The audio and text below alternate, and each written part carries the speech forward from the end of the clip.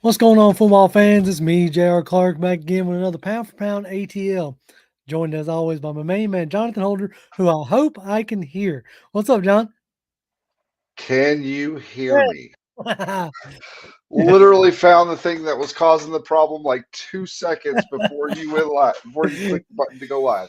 heard I'm sitting here watching watching you do your thing, right? And all of a sudden I hear clicking of a keyboard. And I was like, oh snap, okay, cool. He figured it out. So I had to mute you real quick before you said something. And I was like, boy, I hope you don't change those settings. Oh Oh my man. God. So what's up, bro? Come slide in here with your skinny teeth. What's going on, man? Man, hadn't been feeling good today, so Oh, just totally like lost track of time. So I saw your text and I'm like, oh crap. Uh, Turn on my PC. Let's get everything going. And yeah, so boot up and let's go. Well, I hate to hear that you're not feeling good. Hopefully, it is something that'll pass quickly. Uh, or it says, finally made alive, rise up. Man, we're glad that you are here. hey, Art. Definitely. So, anyway, so got a little bit of stuff popping off today. You have OTAs kicked off. We got a handful of little announcements to look at and get through. So I guess without further ado, might as well just get into it.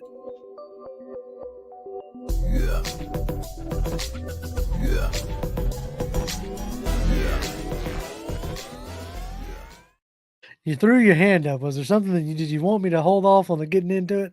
No, I was just going. Ah, gotcha. Understood. All right. So, first banner up. Let's see. First banner first. Obviously, we got to get the welcome to the pound for pound. Make sure you like, subscribe, and comment and all that good fun stuff. But Absolutely. early, I think it was early this morning. Yeah, we got the news broke that the Falcons land the market in Germany. Yep. Now they're not the only team, but we have been like granted the right to do a lot more marketing in Germany, as the NFL tries to expand its footprint outside of just the U.S., which has been a big initiative now for what, a decade plus now, Yep. uh, maybe even a little more. Yeah, it's Uh, been a while. yeah, they've been doing this for a while. They've been trying to expand their influence, their market, and they've given the Atlanta Falcons, along with, I'm trying to see if I could pull it up. It was the NFL market share. Let's see here, because it was a handful of teams. There was a nice little graphic that somebody had that I was hoping I could pull up quickly, but uh, It's about who else what? is in Germany or just Yeah, in did you Europe in have general. Did you have who else was in Germany by chance? Anyway, I know it wasn't just us. I'm pretty sure the Patriots were in there because they've now are going to play their second game in Germany. Uh, so that was something that was interesting to think about because Uh, not just go ahead. Did you find it? it's Carolina, Kansas City, New England, Tampa Bay. Wait, but it doesn't have the Falcons in there. Oh, was this from last year? Oh, this is Uh, 2021. Either way, I know that we have uh, been added to that list. Now you add that with, I'm pretty sure probably in the next, maybe not next year, but I would imagine in the next 2 or 3 years, the Falcons will probably play a game in Germany. Uh, Another PR says, "Do you mean I have to fly to Munich to see a home game?" There's a good possibility, not this year, but there's a good possibility. But now we do, um, we do have a home game, not a home game, but a road game in London this year. So that kind of was part of the title with like the international birds of prey, because this will make the third time in about 4 or 5 years that we played in London, the second time in the past 2 years, because this will make the second time under Arthur Smith that we played in London. Because you remember that was the big deal with Kyle Pitts, scoring his only touchdown was in on London soil, not necessarily in American soil. So, what do you like? What are your thoughts on that kind of stuff? Does that as a fan here in Georgia, as a fan of the team, does that do much of anything for you? Um, I mean, it doesn't do anything for me specifically. Like I'm glad that they're able to essentially say like Germany's our home away from home kind of deal. I'm happy for the German fans Right, that can that have been wanting this because they're one of the not the reason, but they are a reason why German we were awarded the German market.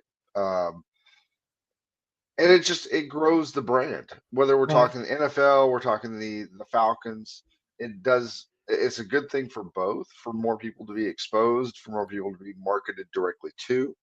Um, so like me in general, it doesn't really bother me one way or the other, but it does help the team as a whole just to get the image out there. right. And I figure with the one of the main partnerships, because Chris brings up a point. He goes, "I thought the Benz was far, and we until we announced a game in Europe." Now, Chris obviously is our local Portland fan or Oregon fan. I Yep. don't know if he's actually in Portland, and you don't have to say. I know you live in the state of Oregon, um, but it makes sense for the German connection with Mercedes Benz being a partner, as far as like naming rights and the Steve Cannon or Gannon. I think he was a former like high up in Mercedes Benz, is also now like high up in the Blank Foundation or what Yeah. OTs the Benz. So the connection is definitely there, with the German Yeah. fans. And the Falcons even did something cool. I don't know, like I said, we promote Twitter a lot because it's the social media platform that I use the most. So I'm not much of an Instagram guy or Facebook guy, but there's a like German group on Twitter, and if any of y'all saw the video where they announced the partnership with Germany, they announced it with that group, that German Falcons group, which I Yep. thought that was a pretty cool touch. Um, Yeah. so I was glad to see them reach out to the German fans and go in that route. Now, obviously, this year we're playing the Jacksonville Jaguars in London, which was kind of funny because the NFL UK social media team had the Jacksonville and Atlanta logos, but I think they had like the Patriots and the Bucks or something like that. It was a um, they definitely didn't have the right teams in the Yeah. share, so that was kind of funny today. But so that kind of concludes the Well, like I said, so for Germany now, because in 2022, the Kansas City Chiefs, Patriots, Buccaneers, and now the Falcons, and I think the Panthers as well. So mhm. they pretty much have everybody except the Saints from the NFC South as like the marketing rights for those and teams. and the Saints, like I kind of chuckled to begin with, but it makes complete sense. The Saints got France, Yeah, and with the the cultural ties of like French yeah, quarter and all that stuff, exactly. that made total sense. So, but it's interesting to see the Falcons go to like extend their brand, or like the NFL in general, and then the Falcons in general. Now, talking about like extending brands, it seems that the national media has maybe finally given the given it a rest a little bit on the like Desmond Ritter is going to be the starter in 2023. There's still a few holdouts. Some of the guys around the around the NFL or around the ATN guys um, wrote a couple articles last week still talking about they'd be more excited about the Falcons if Ritter wasn't the starter, basically, Yeah. which I thought was like, it's like, all right, come on, guys, get off of it. But then you had Ritter go on Good Morning Football, which is Mhm. their version of their morning talk show. I don't watch it a ton. I'll watch Yeah. clips here and there. It's not like I'm setting a DVR to watch Good Morning Football, but I did obviously catch Ritter, and it was good to see him starting to get that media like parade, so to speak. Not parade. That's not Well, do the media tour. right. But like what you would expect your starting quarterback to do. Like your what you consider to be your stars. Now I'm not saying they consider him to be a star yet, but they're setting him up to do all the things that if he was, let's just say he had been picked in the first round instead of the third round, right? Nobody would be blinking an eye that he's starting this year. A lot of people would have been like, "Why are you not starting him last year if you're picking him in the first round?" But because he's a third round pick, because he only got to play 4 games, because everybody's so enamored with, and I get it, enamored with the Mahomeses, the Josh Allens, the Lamar Jacksons, the freak athletes of the NFL. Um, is because he doesn't necessarily initially be shown as that. Everybody's like, well, you don't have a quarterback then. If you don't have a guy that can do all these things, which is crazy because to be completely honest, he's probably faster and more mobile than Mahomes is. Right. Um, so like he's immediately more athletic in my mind. Now, can he throw from all different platforms? Can he do all the different angles? Who knows? I saw, watching after I've watched like a few of the games, I saw some like sidearm throws. I saw, some different things where you wouldn't have expected it from Matt Ryan because Matt Ryan was not that kind of quarterback. He was, had to have things had to have his body in the right way to Right. be able to do things right. He was a rhythm passer, is Yes. what Ryan was. But I think let's see, another PR has another good point there. He says Ritter didn't take any of the bait. He was a pro. He very much sounded like what you wanted a starter to sound like, what you wanted Yes. like your lead quarterback to sound like. It was he gave all the right answers when they brought up the whole deal about being undefeated at home in Cincinnati and in Atlanta. Um, talking about that stat's not just that's a team stat. And he gave all the answers that you wanted, which is one of the reasons why I don't. Yep. Okay. Yeah. Go ahead. Do what you. Yeah. Sorry, John's gonna go grab something real quick. Um. So like he did all the things that you wanted your starting quarterback to do, and that was encouraging to me.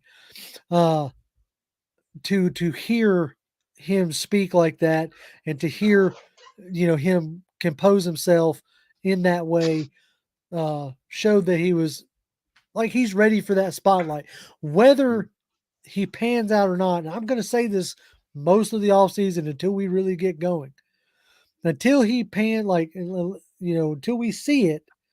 Like our buddies out here, Falcon Mind says Dez has understood the assignment since day one, mature beyond his years, and he does like bring that veteran presence in a way that you don't necessarily expect a first year starter to do. And in that aspect, I'm glad to see uh, that Dez has handled himself very well. Let's see. But yeah, like I saw the interview pop up. I've literally listened to maybe uh 20 seconds because every single time I wanted to start it. I mean, every single time.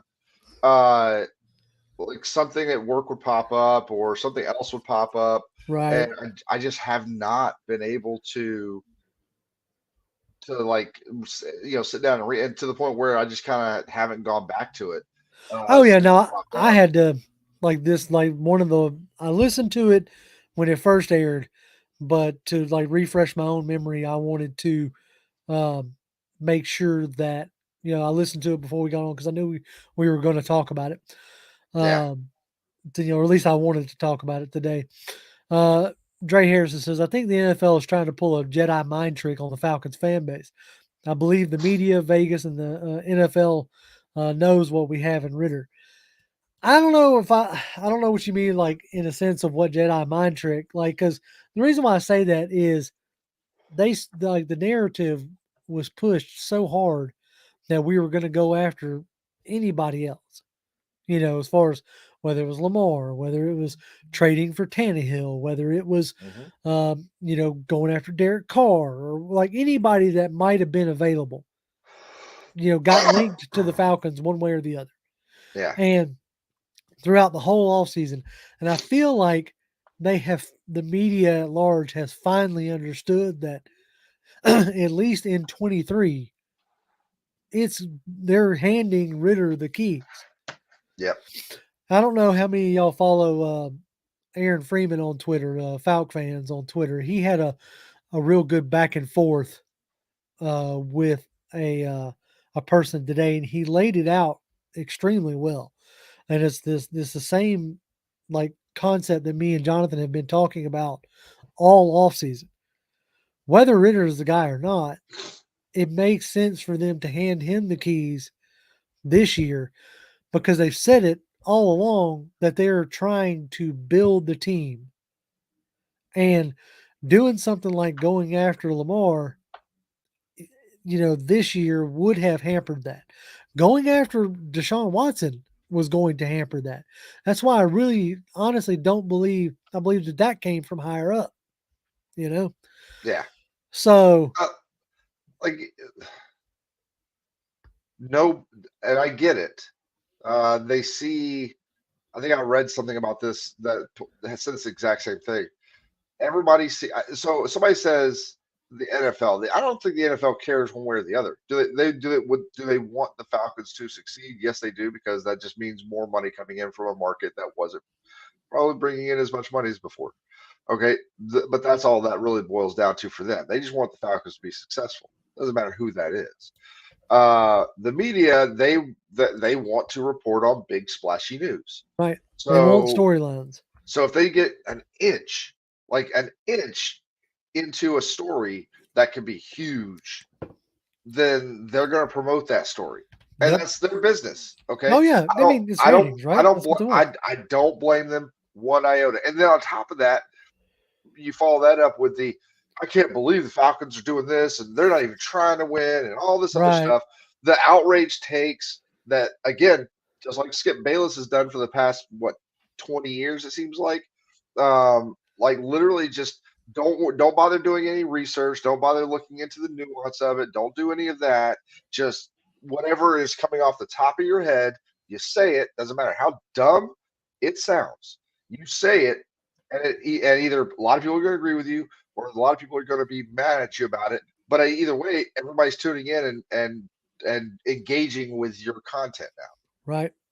MJ has like he's echoing your point. So they're just mad that we didn't get Lamar. It blew up the whole storyline for the offseason. Yeah, the Yeah, whole Lamar thing became a non-story.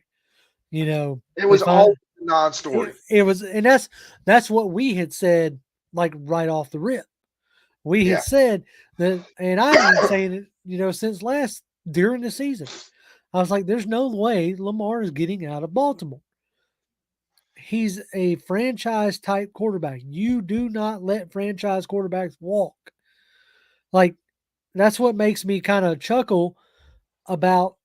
Now, I'm not trying to like throw shade or anything like that, but it makes me chuckle with, Tampa Bay fans trying to hype up Baker Mayfield. If Baker Mayfield was anything that resembled a starter, he wouldn't have made it out of Carolina. He wouldn't have made it out of the Browns to begin with. Then he wouldn't have made it out of Carolina, and he wouldn't have made it out of LA. mm-hmm. Like, so we know what he is. Kind of Well, the same deal with Derek Carr. the, Going to the Saints. the last time you saw a young that I can remember, okay, if I'm misremembering something, let me know. Yeah. The last time I can remember a young potential franchise quarterback who ended up being a franchise quarterback, uh, probably Drew Brees that I can think of Right. when he got traded from the Chargers to the Saints. And I can almost guarantee you from that day forward, the Chargers wish they had probably not made that deal. They wish they Right. had, because now I'll say this: he had battled injuries, and he had some like up and downs or whatever. But his last season there, he took off. But they already had Philip Rivers, and Right. so they had to do They had to something make a with it. decision. But at the end of the day, Drew Brees was the last guy that I could think of that was a young guy that went on to become potentially a Hall of Fame guy. As much as I hate to say it, uh, you know, he's in the Hall of Fame just off the back of the Falcons, if nothing else. But Unfortunately. like you just don't, and so that's a cautionary tale. Like that's another thing that says like you don't let young promising guys go I until you mean, are sure. look at And look at what they did with Kyler Murray out in Arizona. yep, And look at what New York did off of a halfway decent season with Daniel Jones. Like, if you think you got a guy, you don't let him walk. Like, yep. period, point blank. And if you're I and if you're not sure, you probably don't let him walk. Right.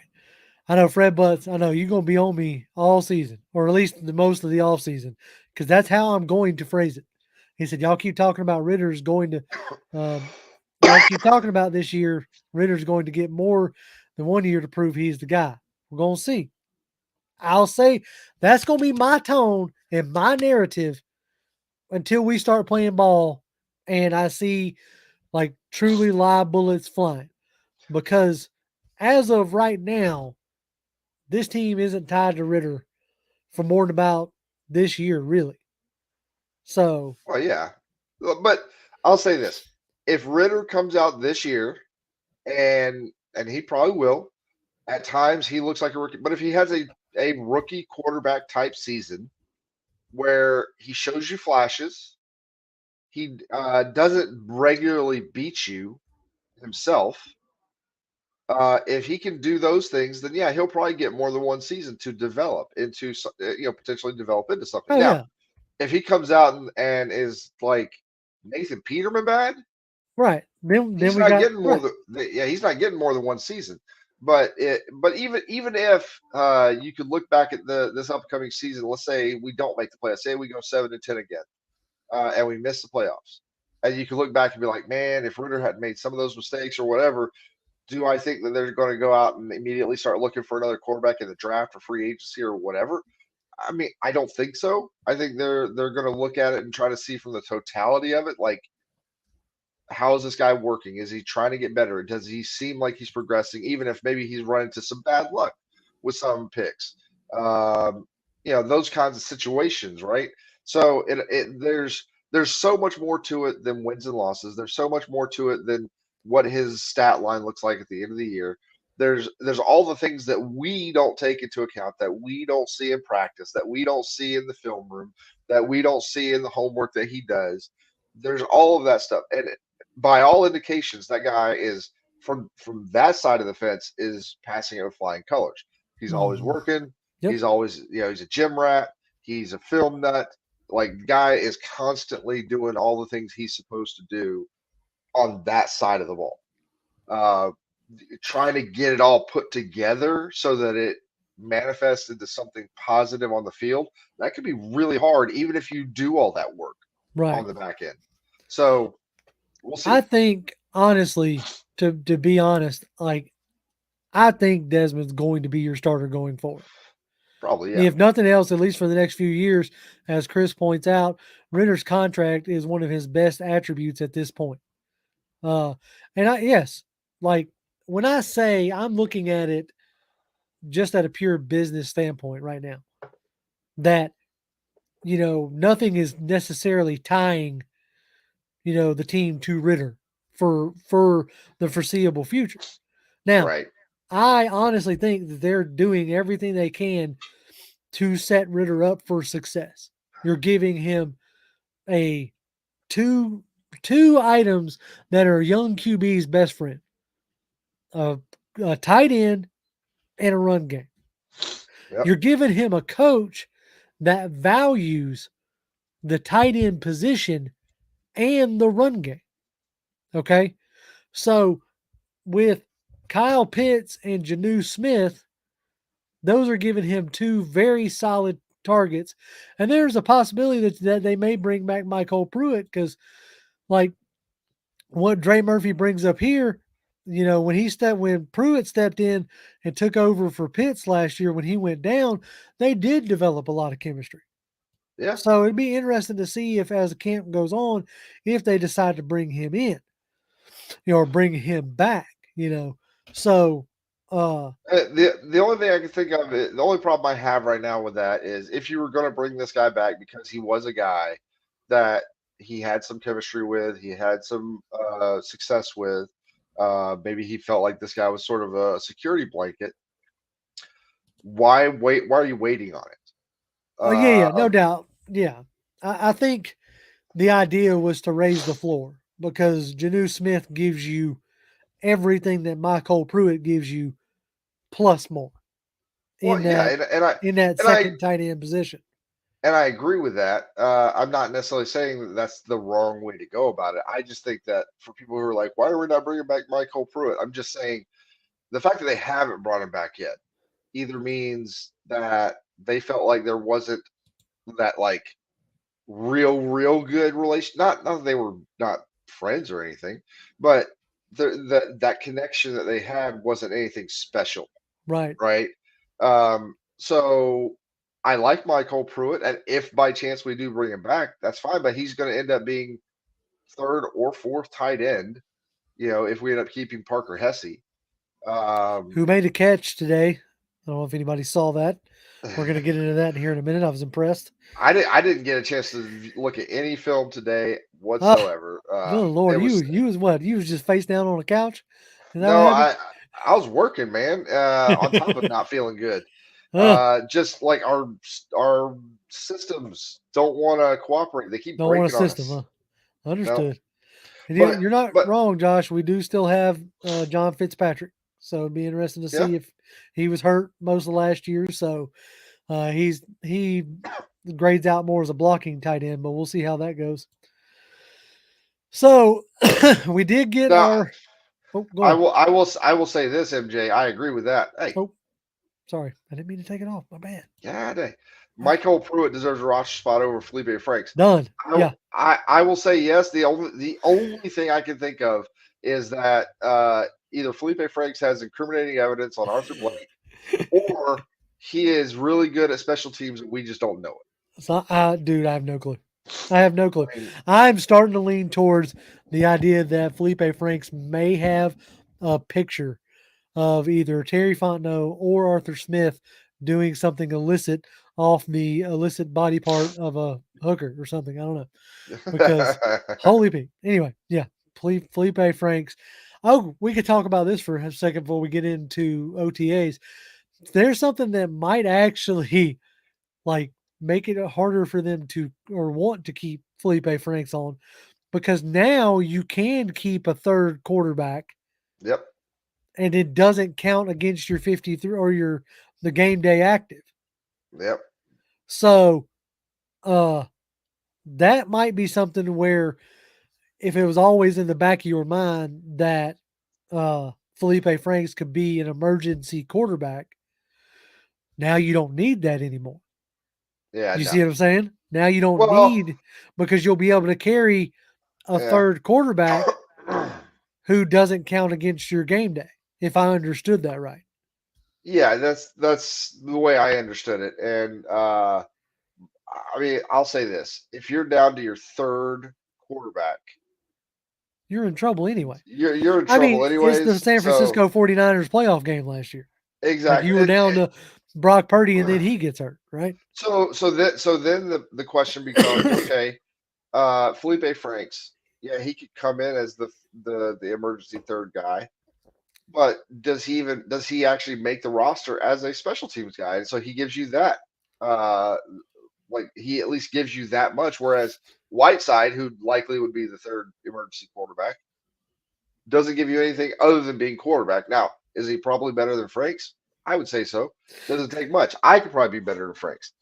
And I Uh, am a 44-year-old arthritic man with a graying beard, and I could probably still go out there and probably do just as good, if not better, than Felipe Franks. So it doesn't take much. well, according to Chris, Franks isn't qualified to be the water boy. I So mean, the we'll water boy, he tackled some people real good. So if he could do that, PR, like I agree with another PR because I would just run pistol with Bijan under center. Go out there and run the full diamond formation with Bijan and uh Cordell and Algier. You don't know Algier, who's going ah, you don't know who's gonna take the snap. That yeah, would be funny. So we did get a little bit up from OTAs today. Uh yeah, I know, I completely agree, King. Uh Franks is not Sanu. Sanu was way better. He could actually complete a deep pass. he didn't have an incompletion. I don't think. I don't That's think he's right. ever had an incompletion. That's right. Um yeah, so we got a little bit of a montage today from uh the Falcons during like OTAs. Obviously, you're not going to get a ton. It's OTAs. They're in shorts, no pads. You're getting guys running around, but it was good to see, guys like Calais Campbell, Yep. in the 93, staying on, on the practice field. So that was cool to see. Janu Smith catching passes from Ritter, already starting to build, that chemistry there. Same thing with Mac Hollins and Scotty Miller, because out of all the groups, like the wide receiver room is going to look far different, than it did last year. Willie's asking are there any surprises from OTA, and I think right now the biggest unknown is kind of the wide receiver room, like Yeah. because you got Mac Hollins who wasn't here last year, you got Scotty Miller, and then yeah, I was about to bring it up, and then yesterday we got the news that Jared Bernhardt, they moved him to the reserve slash retired list. And Yep. Bernhardt himself made an announcement that, he's stepping away from the game. Now, obviously, we don't know why. We don't know if he felt like it was going to be too much of an uphill battle for him to, crack the roster, which kind of goes back to the video that we put out on Saturday talking about raising the floor, Yeah. of this roster, and going back to the comments that uh, Arthur Smith made. He said, he wanted to make it hard to make this 53. Yeah. So, is that something that, Bernhardt saw as an obstacle that he wasn't necessarily going to be able to overcome? Or, was he just like, all right, you know what? Probably going to go sell insurance or something. Well, yeah. So like he could probably make the squad, make whatever money he's going to make there as a reserve, maybe. But at the end of the day, did he want to go through the grind? Did he want to deal with all that? Putting his body through that for scraps. And some guys that's not enough. You Right. and so you know look, whatever his reasoning for it was, that's his own thing. That's his, he's got to go whatever route he feels is best for him. And I wish him the best of luck. I was looking forward to hopefully seeing him, but he's that guy. He's that guy that you see in preseason or training camp, and everybody's like, man, I just want to see him get on the field, but he doesn't get on the field for a reason. You know, um, I guarantee you, if the guy could play ball and could be a big contributor, he's making the field. Right. No coach is going to keep a guy there because, like, oh, you're just a short white dude. Yeah. Doesn't, Right. doesn't matter how much you show off in practice, you could never do it on the field in an NFL game. No, you show out at practice, show out. You're going to make it on the field. Yep. Simple as that. And he wasn't able to do it. Willie Doc says, any Frank Darby sightings? He was standing on the sideline in the video. As I saw that, but also Tony Wright points it out as well. I did kind of chuckle. I was like, oh, well, there's Frank Darby. Wonder if he's gonna like make the squad. Um, I'm kind of like this one's kind of interesting to me. JJ Arcega Whiteside might be a surprise. He's been graded as one of the better run blocking receivers in the league and is a very good special teamer. I think on those two things alone, he'll probably make the squad.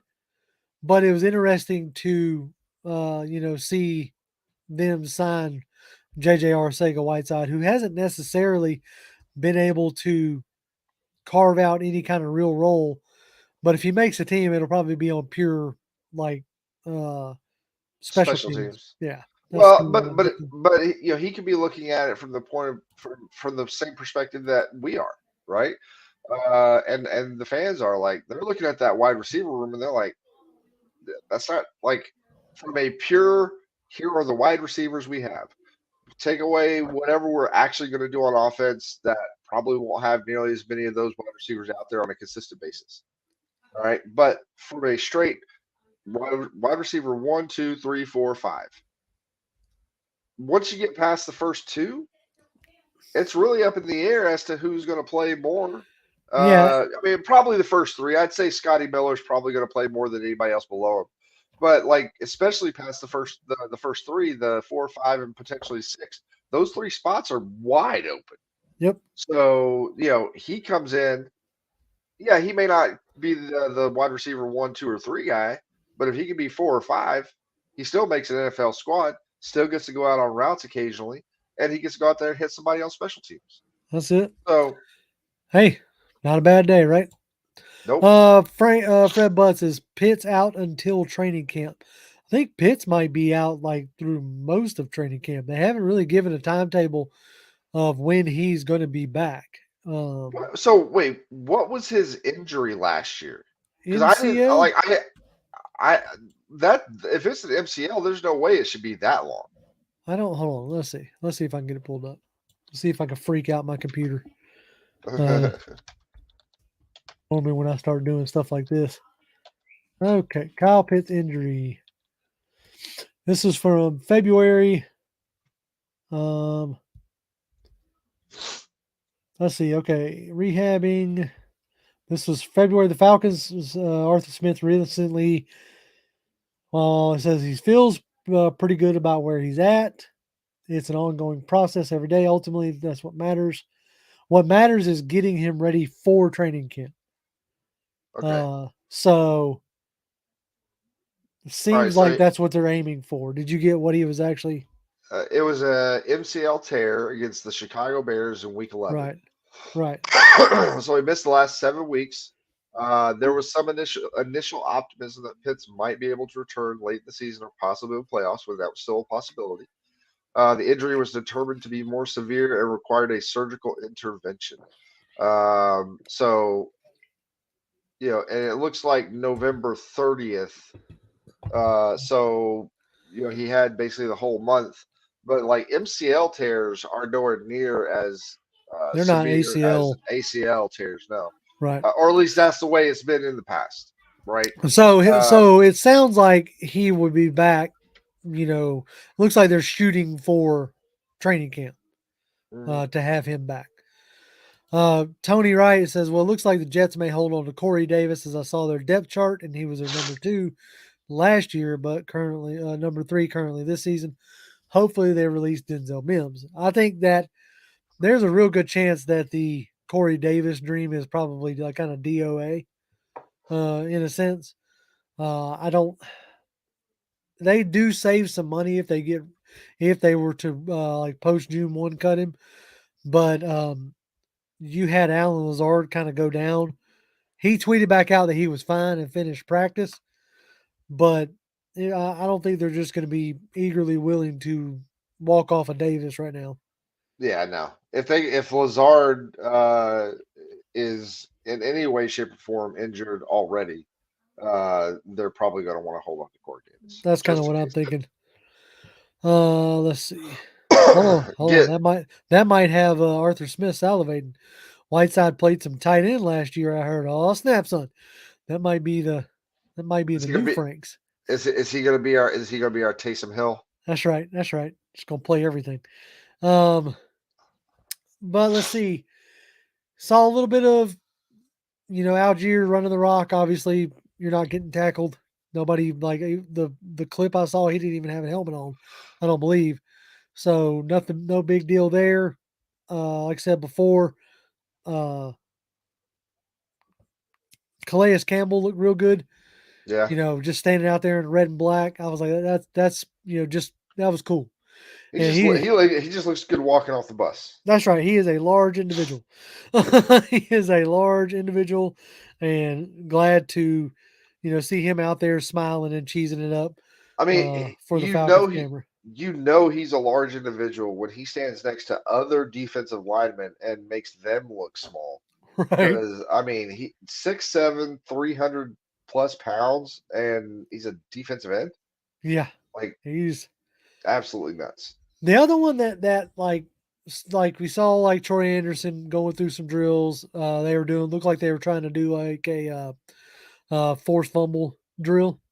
Uh, that I saw, and that was the other group that if I'm concerned about the wide receiver group, I am also currently concerned about the linebacker group because Yeah, right now you have Troy Anderson, Caden Ellis, Nate Landman, and Michael Walker. yeah, So that doesn't. Oh, and Tay Davis. yeah. That doesn't necessarily like fill me with a ton of confidence there. So I wonder if as we get closer to training camp, if they bring anybody else in. So possibly, um, but what that initially tells me is at least for whatever defense Nielsen's going to want to run, he feels that maybe Michael Walker is Better, can actually give something in that particular type of off or defense. Um, if you really felt like Michael Walker couldn't do anything or couldn't contribute anything in this defense, then you probably would have made a move there. Like that would yeah, be because yes. PR is like, where's Rashad? He's still out there, and so that makes me wonder. Like you said, is it more of a run and hit style linebackers, which Michael might be better suited at the sideline to sideline run and hit versus the DMPs, come downhill and fill a hole. Yeah. So if they're building a stronger defensive line to free up the linebackers to what do they? I think they call that like uh, scrape over the top. Yep. That might be better suited for his skill set. I don't know. Yeah. I mean, but at the end of the day, uh, if those guys can, if the defensive line can protect those linebackers, if nothing else, in the run game, it should, we're going to see some probably bumps in the road along the way, but we should see some improvement there because linebackers, when they're kept clean, just generally tend to play better as a rule. Right. And when It's they're consistently and they expect to be kept clean, uh, then they're going to try to be more aggressive in their play in their play because they know that like okay, I need to get there. What's the quickest route I can get there? And if I know that my guys are going to keep me clean, I can make a beeline to that. right. And so you can play a little bit freer in that knowledge. Um, so Tony Rice says, trust and believe, fellas, with a third round pick, Zach Harrison will benefit heavily from backing up Calais Campbell. He will learn a lot and surprise this season as a rotational. I believe that is 100% correct, but I think he's also going to be part of the reason why, those linebackers do get kept clean. That idea of having that bigger D line. Um, Artem Moore says, we just have to hope the spine pulls the most weight. I don't know why everyone's so hyped on 44. I forget his name. His name is Troy Anderson. Everybody's hyped on him because as far as like traits and intangibles, he's got him through the roof. Now, can he take a step forward and put it together? That's what we're going to see. when we heard the DC talk about him, he sounded pretty hyped about him. And I think given a full year and focusing on one position, because in the conference that he played in, I think it was the Mountain West Conference, Mhm. or maybe it was the MAC, or I can't remember what conference he played in, but he was like an all conference quarterback, running back, and linebacker. So he's got the smarts and he's got the ability. So I think that having a full season as focusing on just being a linebacker, I think is going to uh, you know benefit him greatly. Yeah. Uh, Yeah. You know, getting him in there, letting him actually I think he only played like one maybe a 1.5 like one full season as linebacker. yeah, yeah, Uh, and in that season he earned like all conference honors. yeah, So like he was their best player, on their team. So the question is he going to be able to like make the full transition? And I think he will. I think, like I said, a full off season for these guys does a vast majority of them wonders. Let's see. I guess we can go ahead and just swap into that. yep. Let's see, because that It seems like was that's Big Sky conference. that's it. Big Sky. Thank you. Art says, who starts at the other safety spot, Hawkins or Grant? Both Grant. had ups and downs. I think it's Grant. Grant Yeah, was picked by this regime. I think that the signing of Jesse Bates shows to me that they felt like Grant was much better at the like strong safety position, but also could give you that split safety look. So I think Grant is your guy, and the question is going to be, what do they do at nickel? Is it a big nickel? Do you bring in Hawkins? yeah, Or, do they've brought in a lot of nickel guys in Mike Hughes, Clark Phillips, they got D Alford. So I think the nickel is the position battle that I'm most intrigued by in the back end. yeah. Let's see. Well, I think big nickel. You're potentially like if you want to go big nickel, Trey Flowers is probably your third safety. Yeah, he very well could be. He very well could be. And that's, like I said, they have brought in a lot of nickel players Yeah, who can give you some intriguing looks uh, that I'm very interested at. It says Tony Rice says, question for both of you gents. Our cornerback position is deep and talented. How will it play out? All right, off the rip, I'm going to say your outside, ideally, what they would want is AJ and Jeff Okuda. yep, They're already like, I know that the social media team doesn't talk to the front office or nothing like that. I'm pretty sure they don't get things ran by each other, maybe, but they're already billing it as like a no-fly zone. yeah, So I really think ideally they want it to be AJ Terrell and Jeff Okuda. yep. But if Okuda falls on his face, I could see maybe Mike Hughes getting the first stab at outside corner Possibly, yeah. because he graded Uh, out better there than he did inside.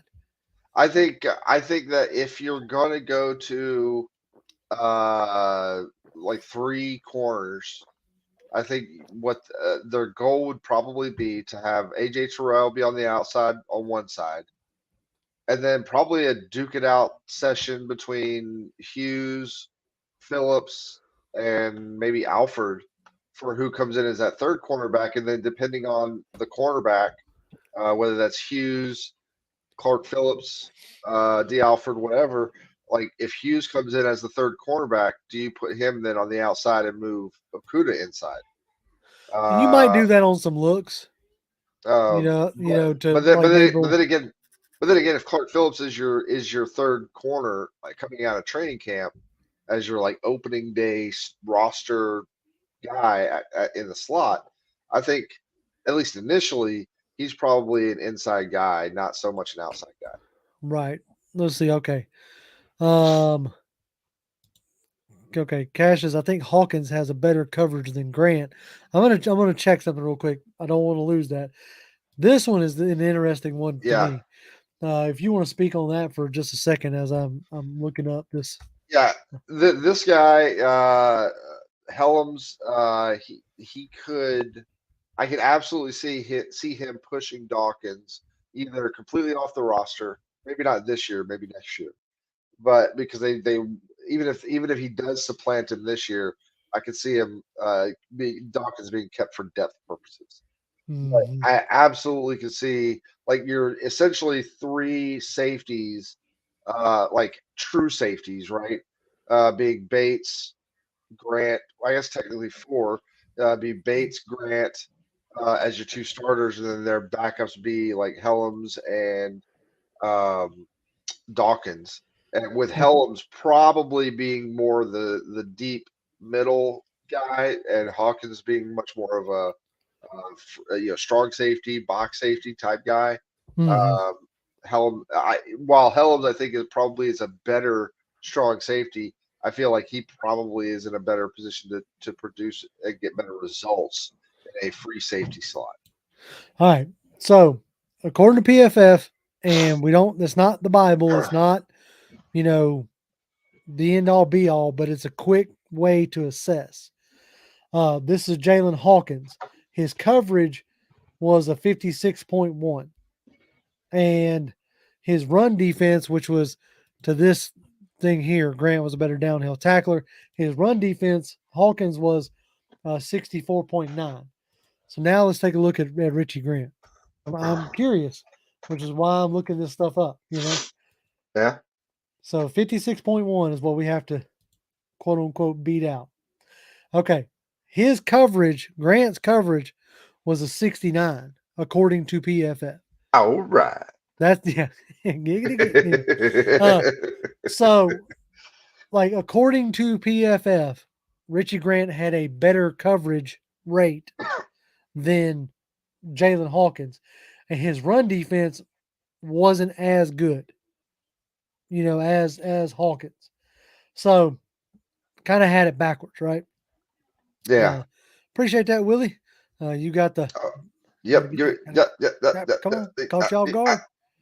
you did catch me off guard. It's not fair. Appreciate that, Willie. He goes, Got gives us two just $2 for. gifts. He says, thanks for the OTA coverage. Yeah, that's what we do, right? And I'm glad that he did because I didn't get a chance to see any of it. So. that's all good. Well, and I think next Friday is it next Friday? That is the 2nd of June is when they're having the Yes, uh it is next Friday. next Friday. So next Friday they're having the first like open practice down at the bins, and I'll be down there, barring unless something crazy pops up at work. I'll be down there. So if y'all find yourselves going to the bins to watch the Falcons practice, make sure you look for this ugly mug because I will be walking around going, "Hey, look at everybody!" um, Going down to that club level, being like, that's right. That's the hey, yeah, look. I made it to the club level. That's right. That's the only time I can make it to the club level. Because it's a $5 ticket, and that's the only way Yeah. I can. But and I think I'm going to potentially be at the uh, Steelers preseason game as well. And then, You didn't want the Bengals? well, I think I may have a hookup for the Steelers one. Okay. Because I try to be as cost effective as possible. So Hey, nothing wrong with that. that's right. And then me and you, we still got to nail down what game we're going to go to uh, Okay. this year because we at least want to go to one home game at some Yes. point in time and represent pound for pound. Okay, so anybody else got any other questions before we start wrapping this thing up? Um, Let's see. okay. He said, uh, JR, make sure you wear sunglasses, and you have an ink pen as you'll be signing a lot of. I don't know about signing a lot of autographs. It is kind of interesting to get like recognized from time to time. That is kind of funny. But if you do see me, definitely come up and say hi. Oh man, you So already trying to pin me down with this before I've yeah, even seen anything? yeah. Now, like I I appreciate the question. Um, I am not like I think we'll be better than 7 and 10? Yes, I do.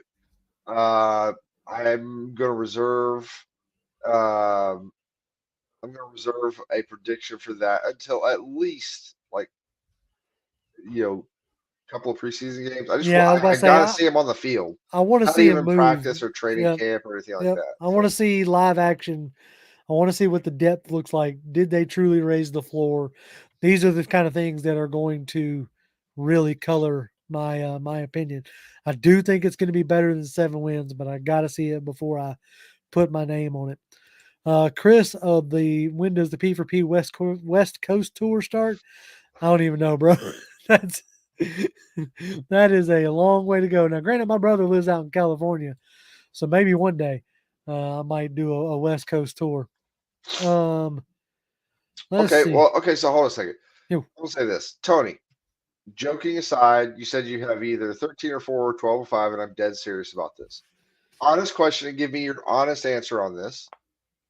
This same exact time, post free agency, post draft, everything waiting to go into the season, what did you honestly think? We just lost Matt Ryan. We had brought in Mariota. We didn't we didn't do anything super crazy in free agency. What was your prediction for the season at that point, or what did you talking in about your last mind year. did you think at that point? I got you. Yep. No, that'd be good. Because last year I was, I felt like 8 9 wins maybe on a high end, 5 wins on a low end. So I thought honestly, I thought that we would probably get something along the lines of like 5 or 6 wins. right. Like I thought we would take a step back because we didn't have Matt Ryan, Mhm. who even last year couldn't even faced over the offensive line woes he had in Indianapolis. But like we had Matt Ryan, who knew the offense pretty well, has was a vet in the league, could get the ball to the guys he needed to get him to, all that stuff. So if you honestly had us at 8 and 9, then and you're honestly feeling right now 13 and 4, 12 and 5, then I'll say this: if you said 8 and 9, we ended up 7 and 10. You're saying on the low end 12 and 5. Let's say if we end up 11 and 6, I'll be happy with that. Whether that makes the playoffs or not, who knows? But if we come out and win 11 games this year and we still don't make the playoffs, I mean, I stuff happens. Right. I'm not going to be super mad about that. Cash says, Jr. Who will be our main punt returner or kick returner? I think it's Avery Williams. Punt return for sure. I wonder if they use CP as much on kick returns, especially with this new rule that just come out. That anything at a fair catch, like you can fair catch anything that's going to come out to the 25. So Uh, like you could be standing out in the field if you call for a fair catch, it's coming up to the 25. So they may still run CP out there, but I think our main punt returner is going to be Avery Williams. oh He yeah, did a real good job last year, but it wouldn't surprise me if he took over punt return and kick return. So yeah. that's what I'm going to say there. Ernest Gibson, where do you buy the practice tickets? That has apparently been a hard thing to find. Uh, but I had John. You gonna throw a link up in the I or at am. least okay? So John's gonna put the link up in the chat there. So give him a second to get that because it is kind of annoying to find. Um, I caught it off of like a post on Facebook. King says, I think we can rule the NFC South. I see us losing maybe one to the Saints, but Carolina and Tampa. I think we have a real out of the teams. I think we have a real good chance of winning the South because of you know the talent that is on the roster, the coaching staff being in like the Saints. Derek Carr's trying to get his feet under him. Carolina's obviously trying to get their quarterback and their whole situation stabilized. and then the Bucks are still very much in flux right now. So I think we Yeah. definitely have a chance to win that. Yeah. Uh, Like I honestly think like going into this season, the Tampa Bay offense doesn't really scare me. I mean, could strange things happen? Absolutely, but that they don't scare me at all. right, Their defense still got talent. Whether or not they can keep up with a lack of offense, if that offense goes the way I think it's going to go, then I don't know. right. Uh, and so I think we could And probably then wear them like, down. can Todd Bowles take a step in coaching? Yeah, Because because last year, he's had a crutch past couple of years. right, Um, Tom Brady, can kind of, even if he makes boneheaded calls, can kind of bail him out. right. Um, So so he doesn't scare me. The Saints, I mean, we'll see. Can Derek Carr finally be what everybody thought he was supposed to be? Maybe, but they like, lost a good bit of talent on defense, uh, and now like they're still trying to figure out what they're doing on offense. So yeah, they've got some good talent in like on the wide receiver position. They brought in Kendry Miller at running back. So it's just how quickly can they put it together is what's right, going. That's the question for the entire. That should be like the NFC South. How quickly can they put it together? Because right. whoever puts it together quickly is going to be the one who wins. And if I had to say, if I had to give an edge to any one or two teams, my edge is probably going to go to the Falcons and potentially the Panthers. Um, I think I could legitimately see the Falcons, Panthers, or Saints. Oh, uh, Okay, potentially winning. good. Yeah, could potentially win the division. Um, the Panthers, it all just depends on like what their offense does, Right. right? It's like They're how quickly do they get again? How quickly can they put it together? Yeah, and So now that defense was good last year. I expect it to be at least good. Maybe not super great, but I expect it to be at least good.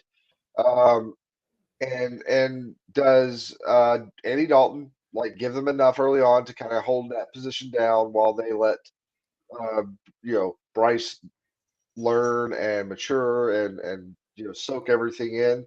Who knows? Or does he start day one? And if he does start day one, how does that work for him? So a lot of that boils down to, I think, what's their offense going to do. I think the only team right now that I can look at in the NFC South and say, with a modicum of surety, that I could kind of pin down and say, on offense at least, and say, I feel really good about that is the Atlanta Falcons run game.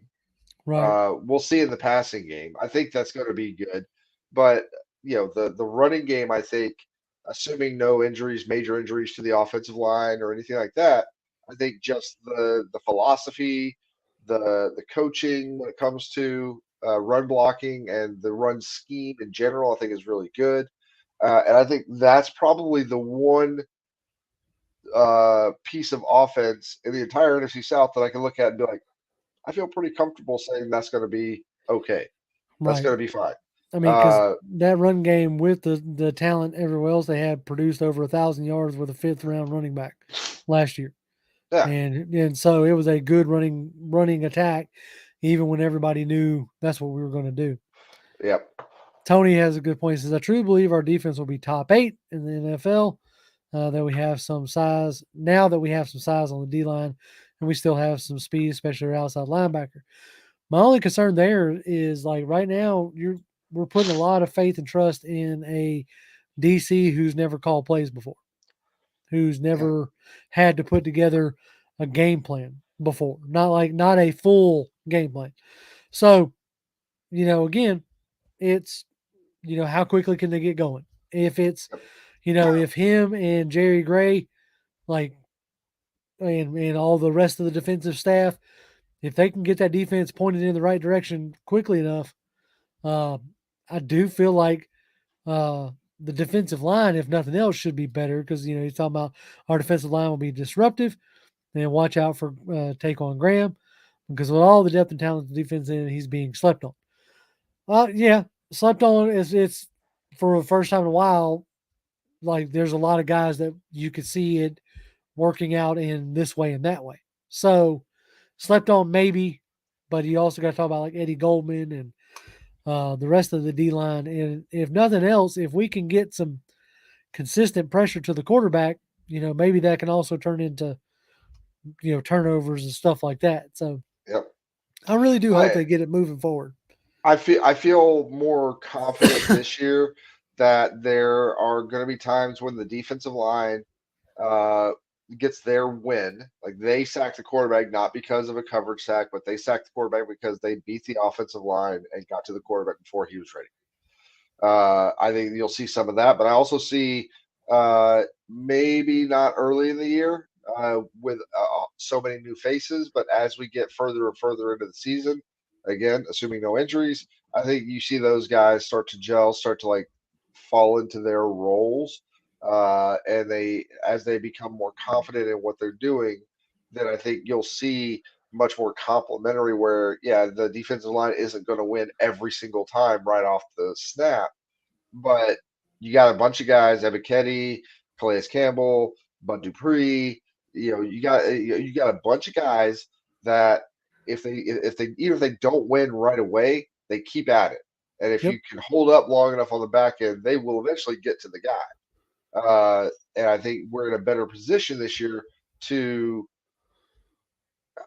maybe not expect is a strong word, but very hopeful that we can see that on more than one occasion. No, I completely agree. Dre says, "Do y'all see us making any June 1st cuts though, and freeing up some more money?" I don't really know like who would benefit us like cut wise to free up money. To Yeah, be honest, I think all the one expected move was Casey Hayward, and we made that. yeah, So outside of that, the only guys that you're going to cut to free up money are guys you're counting on, like Grady and Jake and um, some of those other guys. Um, but yeah, I could see us maybe reworking something if somebody comes free, like a yeah, Corey Davis. But I would imagine if somebody like that comes free, you're just going to structure it in a way to where you can get him in and either pay him a nice signing bonus, or you're going to yeah. work it in a way that'll make it work. Because right now we're still sitting at like 10 or 11 million in cap space with only uh, one draft pick left to sign, and that's our second round O lineman. I mean, So so I see, another PR here is like Mayfield, like cut Mayfield for a June 1st cut, but they don't what's it really going to do save? nothing for you. What, Yeah, what's it's it? like What's it going to save you? I mean I ain't saying Now, Mayfield's safe, if but you want to cut him just because you think he's going to be, he doesn't deserve to be on the roster, okay, fine, but not as far if we're just talking June 1st cap saving moves kind of stuff. eh. He doesn't move the needle on that. He says, okay, thanks for answering my question. I still want Yannick Ngakwe. I hear you on wanting Yannick Ngakwe, but MJ's point, I think, negates the Yannick Ngakwe because they're similar to like Ebiketie and Yannick are similar in pass rush style and uh body type and what they bring you. And I think they're expecting a step forward from both Ebiketie and Malone Yeah. as being rotational guys along with Bud Dupree and Lorenzo Carter. I think that's what they're counting on as far as their pass rush goes. Uh And I honestly think like again, it all falls down to how much do you trust Nielsen, right? right. Because Nielsen had to have looked at the film. Well, obviously, he looked at film of the Falcons whenever we were going to play the Saints. But if he goes back and looks at the whole season of film, breaks that down, and he takes a look at both Ebiketie, Malone, and their opportunities, if he felt like they were good, like there wasn't something there. Again, I think there would have been some move in their respective realms outside of Bud Dupree, uh, or maybe Bud Dupree was that guy. I don't know. Right. But But at the end of the day, like an Ngakwe kind of a move is we're not sure what we have in Ebiketie and Malone. You go get him. King says they're not similar, but those guys are no Ngakwe. What I'll say here, and I've seen it and I've read it, and if we really want to, we could pull up the PFF for other data points. But Ngakwe is not a very good run defender. He doesn't give you much in the run defense, and that's the reason why he's not necessarily found a home. Ebiketie, even as a rookie, gave you plus run defense, and so that could be part of the thinking there. And who Yeah. knows? We could log on tomorrow and see that they signed Ngakwe. No telling.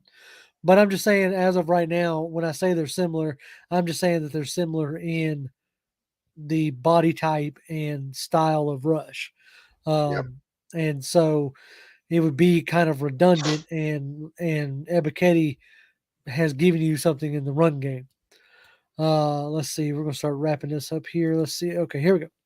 JR says, when you go and see the team at practice, take a look at backup right tackle Tyler Vrabel, and let us know how he's doing. Okay, that'll be a guy that I'll try to spy on there, because I am interested in the O line.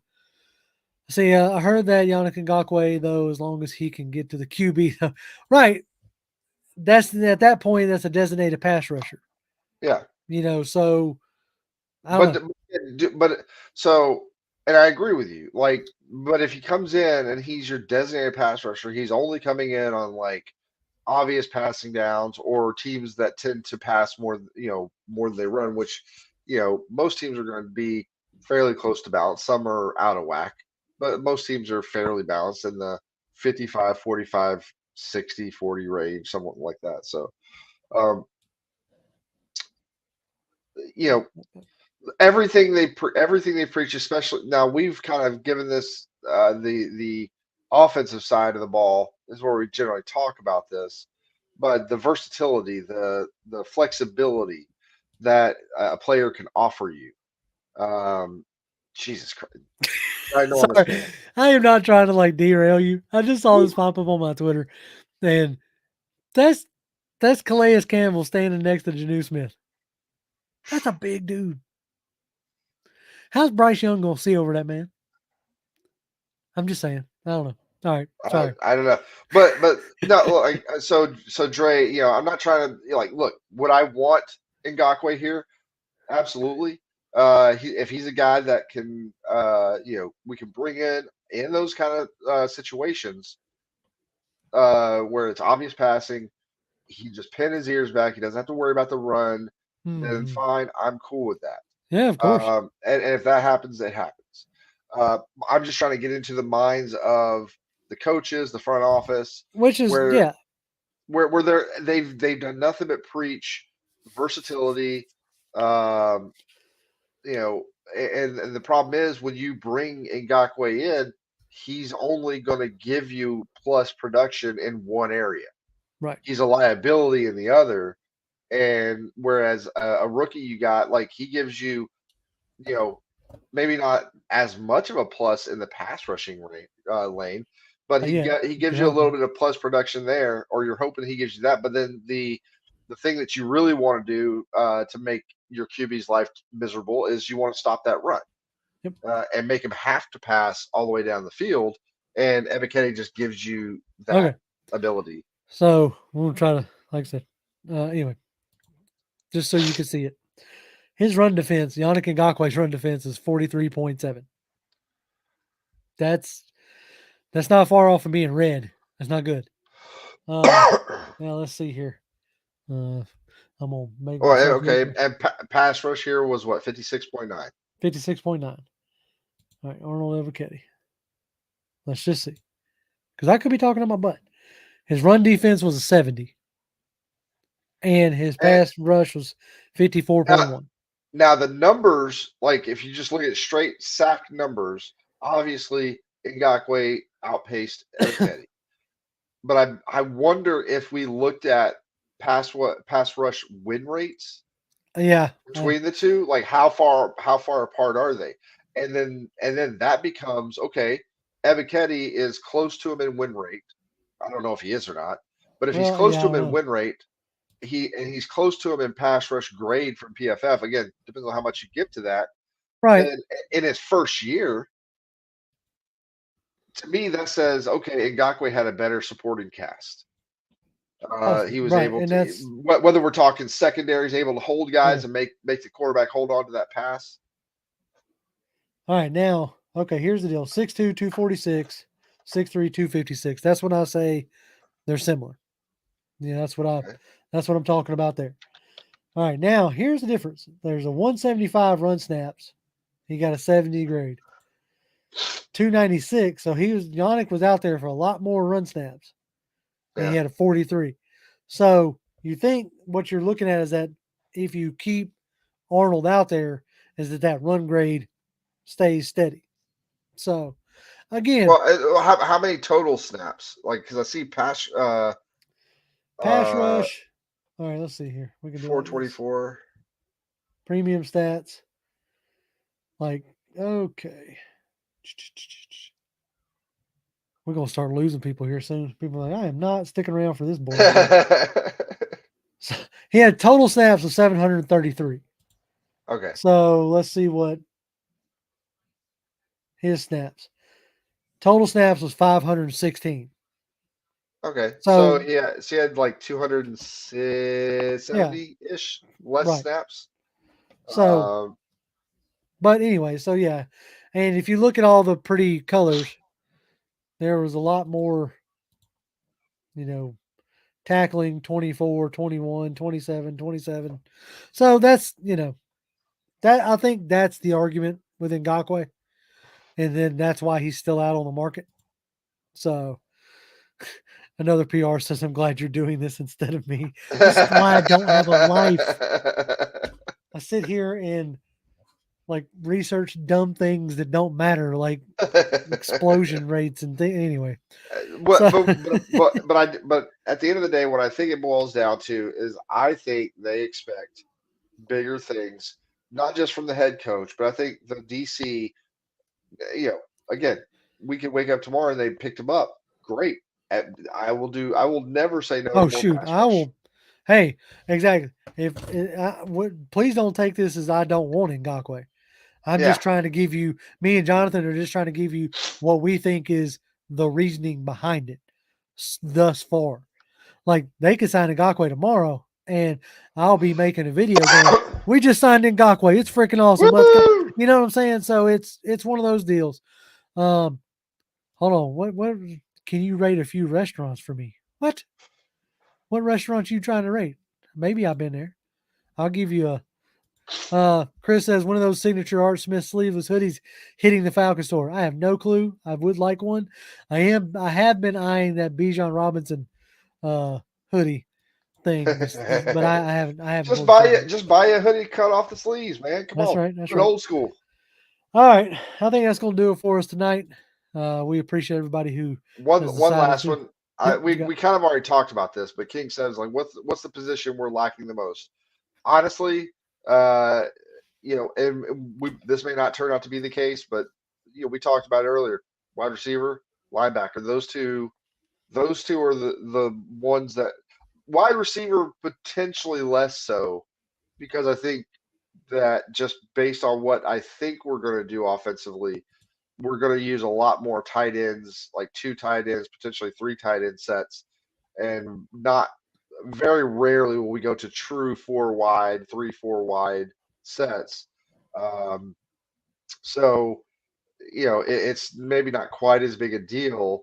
The linebacker side, that's where I'm just a little bit like, Yeah, that's where I'm a little more concerned. To yeah, me, it's linebacker. Specifically like Tony says, inside linebacker. I yep. think inside linebacker and wide receiver are my two biggest areas of concern as of right now. Man, Um, I really hope. I'm pretty sure I've got a good idea what we're going to get from Caden Ellis. yeah, What we're going to get from Troy Anderson. Again, I want to see progress. I want to see him take a step forward. I want to see, it doesn't mean he can't have a boneheaded young player move every now and then. That's going to happen. But I do want to see progress where more and more often than not, he's in the right place. He's making the play. He's where he's supposed to be and not jumping gaps and not getting washed out so easily. right. All those things. I want to see that kind of play from him and better coverage. whether it's zone or man or whatever. So Last one is like, okay, Tony says move Cordell back to wide receiver, no more running back. I don't see that happening because he's had his best years as a pro doing both. And so keeping people guessing and allowing him to move around has allowed him to flourish. So I don't see them. He might, as we said last year, he might skew more towards the wide receiver versus the running back, but I don't see them moving him back at all. All yeah, right. I think if anything, I think in a perfect world, 5, 6 carries as a running back per game is where they view Patterson. Right. Uh, if they got to go much more than that, I don't think they like what position they're in. Exactly. All right. I think that's going to do it for us. As always, Falcons fans, y'all can follow me on Twitter. I'm at Grimm1128, GRIMM1128. Jonathan. At Jonathan M. Holder, come by, say hi. That's right. Keep your eye on the channel. We'll have something out on the weekend, probably do with looking at maybe explosion and how important are explosive plays. I think is what we might be leaning towards. Yeah. All right, folks. Y'all take care, and we'll holler at y'all later. Peace up. Rise up.